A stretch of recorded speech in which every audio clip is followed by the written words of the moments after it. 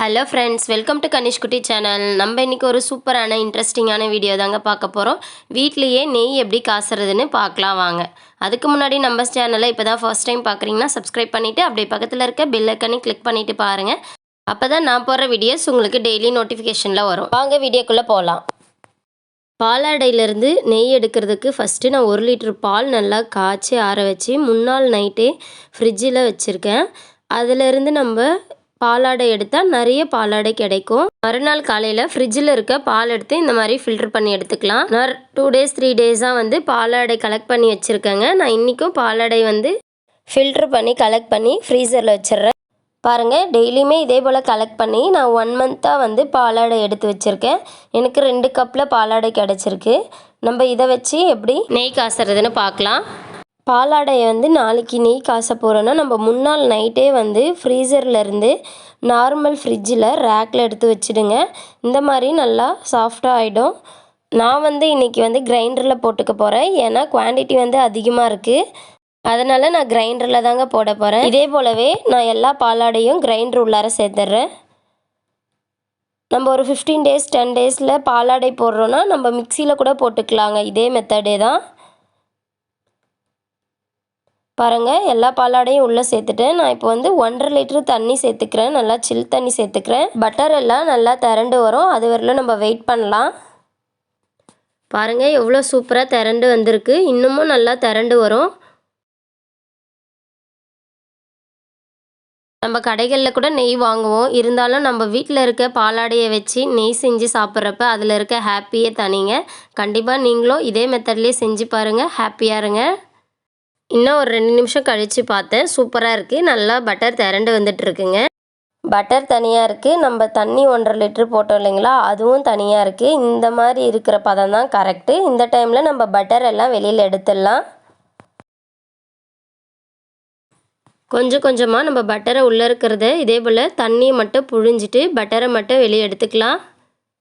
எடுத்து ஒரு பாத்திரத்தில் சேர்த்துடலாம். மறுபடியும் மீதி இருக்க பட்டர் எல்லாத்தையும் ஃபில்டர் பண்ணி நான் எடுத்துக்கிறேன்.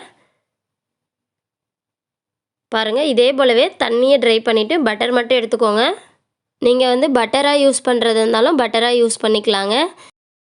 நம்ம எடுக்கிற பட்டரை 2-3 டைம் ஜில் தண்ணியில் போட்டு நல்லா வாஷ் பண்ணிவிட்டு பட்டராக யூஸ் பண்ணிக்கலாம். ஆனால் நம்ம இன்றைக்கி பட்டராக யூஸ் பண்ண போகிறதில்ல, நெய் தாங்க காச போகிறோம். எடுத்து வச்சுருக்க எல்லா பட்டரையும் நம்ம ஜில் தண்ணியில் சேர்த்து நல்லா 2-3 டைம் வாஷ் பண்ணி எடுத்துக்கலாம். அவ்வளோதாங்க, சூப்பரான கலரில் க்ரீமியாக ரெடி ஆகிடுச்சு பட்டர். இப்போ நெய் எப்படி காசுறதுன்னு பார்க்கலாம் வாங்க. கேஸ் ஆன் பண்ணிவிட்டு ஒரு கடாய் வச்சுருக்கேன். கடாய் நல்லா சூடானதும் எடுத்து வச்சுருக்க பட்டர் எல்லாம் கடாயில் சேர்த்துக்கலாம்.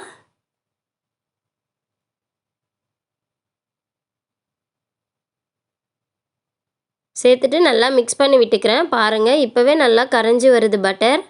ஒரு 2 நிமிஷம் போல் நான் கேஸை ஹையில் வச்சுக்கிறேன். கைவிடாமல் நல்லா மிக்ஸ் பண்ணிக்கிட்டே இருக்கேன். அதே போலவே நீங்களும் மிக்ஸ் பண்ணிக்கோங்க. நல்லா கரைஞ்சி வர வரையிலும் ஹையில் வச்சுட்டு நல்லா மிக்ஸ் பண்ணி விட்டுக்கிறேன்.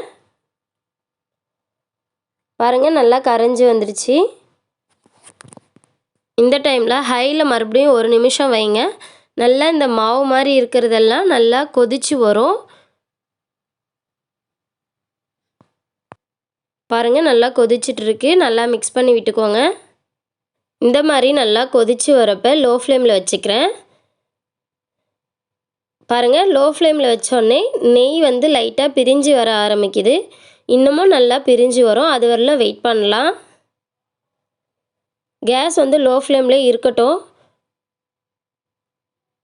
ஒரு 10 நிமிஷம் போல் ஆகுங்க. அது வரலாம் இடையில நல்லா மிக்ஸ் பண்ணி விட்டுக்கோங்க. இந்த மாதிரி கட்டியான மாவு மாதிரி இருக்கிறது அடியில் போயிடும். நெய் மட்டும் மேலே வரும். அது வரலும் வெயிட் பண்ணலாம். பாருங்கள், இன்னமும் நல்லா நெய் பிரிஞ்சு வந்திருக்கு.